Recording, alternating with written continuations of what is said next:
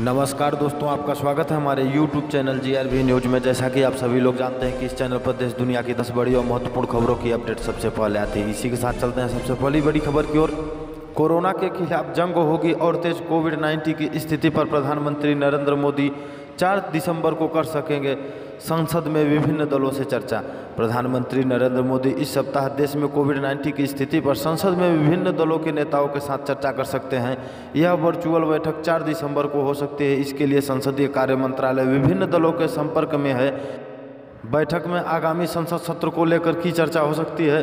संसदीय कार्य मंत्रालय के सूत्रों के अनुसार प्रधानमंत्री नरेंद्र मोदी संसद में विभिन्न दलों के नेताओं के साथ शुक्रवार को सुबह 10:30 बजे कोविड-19 की मौजूदा स्थिति को लेकर चर्चा कर सकते हैं। इस वर्चुअल बैठक में प्रधानमंत्री वैक्सीन को लेकर हुई अब तक प्रगति और टेस्टिंग से लेकर उपचार तक की सुविधाओं को लेकर सभी दलों के नेताओं को जानकारी देंगे। बैठक में लोकसभा और राज्यसभा दोनों सदनों में विभिन्न दलों के नेताओं के हिस्सा लेने की संभावना है। इसी के साथ अगली खबर। अब चीन की बढ़ेगी टेंशन। नए साल में ब्रह्मपुत्र नदी पर सबसे लंबे पुल का निर्माण शुरू करेगा भारत। भारत की सीमाओं पर मजबूत सड़क नेटवर्क खड़ा करने के क्रम में केंद्र सरकार ब्रह्मपुत्र नदी पर देश का सबसे लंबा सड़क पुल बनाने जा रही है। असम मेघालय को जोड़ने वाले पुल की लंबाई 18 किलोमीटर से अधिक है। इससे चीन व बांग्लादेश सीमा तक पहुंचने के लिए नई सड़क मार्ग उपलब्ध होगी। सामरिक व सामाजिक दृष्टि से महत्वपूर्ण इस पुल के निर्माण सैन्य वाहन, रसद व व्यावसायिक वाहनों का आवागमन समगम तेजी होगा। वहीं पूर्वोत्तर राज्यों में आर्थिक गतिविधियों को गति मिले। इसी के साथ अगली खबर। एटीएम मशीन से अब नहीं निकलेंगे 2000 रुपये के नोट। अब एटीएम मशीन से 2000 रुपये के नोट नहीं मिलेंगे। रिजर्व बैंक से 2000 रुपये के नोट मिलने फिलहाल बंद हो गए हैं। बैंक भी एटीएम मशीन से 2000 रुपये के नोट वाले कैलीवर निकालने लगे हैं। सेंट्रल बैंक ऑफ इंडिया ने इसकी शुरुआत कर दी है। सेंट्रल बैंक अपने 58 एटीएम मशीन से कैलीवर निकाल चुका है। अब अन्य बैंक का कहना है कि अब एटीएम में सिर्फ 100, 200 व 500 रुपये के नोट ही लोड किए जा रहे हैं। इसी के साथ अगली खबर। प्लास्टिक लाओ मास्क पाओ अभियान शुरू।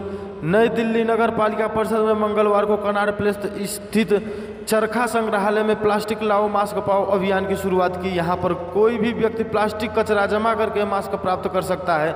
अभियान की शुरुआत करते हुए दिल्ली के मुख्य सचिव विजय कुमार ने NDMC की पहल की सराहना की। उन्होंने कहा कि इससे कोविड के प्रसार के साथ ही प्रदूषण पर भी अंकुश लगाने में मदद मिलेगी। लोगों द्वारा प्लास्टिक बीनकर लाए जाने से प्लास्टिक कचरे से मुक्ति मिलेगी। इसके बदले में मास्क मिलने से लोग उसे पहनकर संक्रमण को दूर कर सकेंगे। अभियान का लक्ष्य सड़कों, गलियों और लेन्स को प्लास्टिक कचरे से मुक्त करने का है। इस मौके पर NDMC अध्यक्ष धर्मेंद्र, सचिव डॉक्टर BM मिश्रा, UNDP के प्रतिनिधि प्रभज्योति सोडी आदि मौजूद रहे। इसी के साथ अगली खबर। सरकार और किसान के बीच बातचीत खत्म। 3 दिसंबर को होगी दोबारा बैठक। सरकार और किसान नेताओं के बीच जारी बैठक अब खत्म हो गई है। यह बैठक बेनतीजा रही। किसानों और सरकार में किसी भी मुद्दे पर सहमति नहीं बन सकी। जानकारी के मुताबिक सरकार और किसानों के बीच अगली बैठक अब 3 दिसंबर को होगी। किसानों का आंदोलन अभी भी जारी रहेगा। बता दें कि दिल्ली के विज्ञापन भवन में केंद्रीय मंत्री नरेंद्र सिंह तोमर, पीयूष गोयल और सोम प्रकाश ने किसान नेताओं के साथ बातचीत की। इस बैठक में 32 किसान संगठनों के नेता शामिल हुए। मीटिंग खत्म होने के बाद कृषि मंत्री नरेंद्र सिंह तोमर ने कहा कि बैठक अच्छी रही और हमने फैसला किया है कि अगली वार्ता 3 दिसंबर को होगी। हम चाहते थे कि एक कमेटी बनाई जाए, लेकिन किसान नेता चाहते हैं कि सभी के साथ बातचीत हो। हमें इसमें कोई समस्या नहीं है। इसी के साथ अगली खबर। इकोनॉमी में सुधार। लगातार दूसरे महीने GST कलेक्शन 1 लाख करोड़ रुपए के पार। भारतीय अर्थव्यवस्था में सुधार नजर आ रहा है। GST कलेक्शन लगातार दूसरे महीने 1 लाख करोड़ रुपए से अधिक रहा। वित्त मंत्रालय के जारी आंकड़ों के मुताबिक नवंबर में GST कलेक्शन 1,04,963 रुपये रहा। माल एवं सेवा कर GST संग्रह का आंकड़ा अक्टूबर में 1,05,000 करोड़ रुपये रहा था। फरवरी के बाद पहली बार GST संग्रह का आंकड़ा अक्टूबर में 1 लाख करोड़ रुपए के पार गया और अब नवंबर में लगातार दूसरे महीने यह आंकड़ा 1 लाख करोड़ रुपए के पार रहा। इसी के साथ अगली खबर, ठंड की वजह से 24 घंटे से ज़्यादा लद्दाख सेक्टर में नहीं टिक पा रहे चीनी सैनिक, भारतीय जाबाजों पर मौसम बेअसर।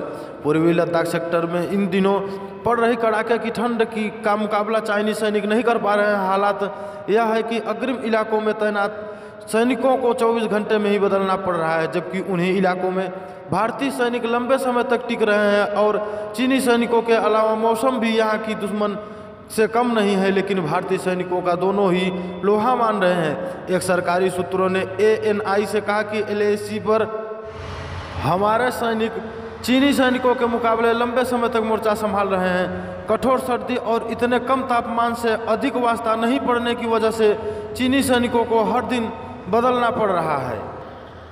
इसी के साथ अगली खबर, SBI ने NPCL और जापान की JCB के साथ मिलकर लॉन्च किया कॉन्टैक्टलेस डेबिट कार्ड, ग्राहकों को होंगे कई फायदे। SBI ने यह कार्ड रुपए के नेटवर्क पर JCB के सहयोग से पेश किया है। इसमें डुअल इंटरफेस फीचर है, जिसके जरिए ग्राहक इस कार्ड से घरेलू बाजार में संपर्क और संपर्क रहित लेन देन दोनों कर सकते हैं। अंतर्राष्ट्रीय बाजार में यह कार्ड संपर्क वाला लेन देन सुगमता से उपलब्ध कराता है। इसी के साथ अगली खबर, यूपी में खत्म हुए 12 ग्राम प्रधान और 33 क्षेत्र पंचायत सदस्य के पद। यूपी में पंचायत चुनाव की तैयारियां जोरों पर है। हाथरस क्षेत्र में नगर पालिका परिषद का सीमा विस्तार होने से कई ग्राम पंचायत का अधिकार क्षेत्र नगर पालिका में शामिल हो गया है। इस कारण हाथरस जिले में 33 क्षेत्र पंचायत सदस्य और 12 ग्राम प्रधानों के पद खत्म हो गए हैं। यहाँ इस बार पंचायत चुनाव नहीं होंगे। इन क्षेत्र में अब नगर पालिका क्षेत्र के वार्ड का निर्धारण किया जाए।